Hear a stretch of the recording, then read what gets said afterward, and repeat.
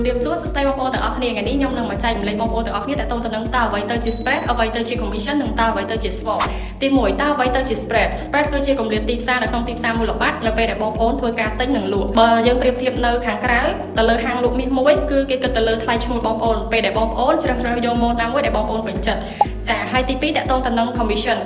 គឺជាកម្រៃជើងសារដែលក្រុមហ៊ុនគិតសេវាពីបងប្អូនពេលដែលបងប្អូនចូលទីផ្សារក្រុមហ៊ុនខ្លះអាចគិតទៅលើគម្លាតទីផ្សារទៀតប៉ុន្តែ commission ថ្លៃឬមួយក៏តិចតួចនៅតាមក្រុមហ៊ុននីមួយៗឬក៏ក្រុមហ៊ុនខ្លះគឺអត់គិត commission តែម្ដងអត់គិតសេវាឬមួយកម្រៃជើងសារតែម្ដងចាហើយតើតើទៅទី3គឺ swap តើតើទៅនឹងសេវាឆ្លងយប់អញ្ចឹងឧទាហរណ៍ថា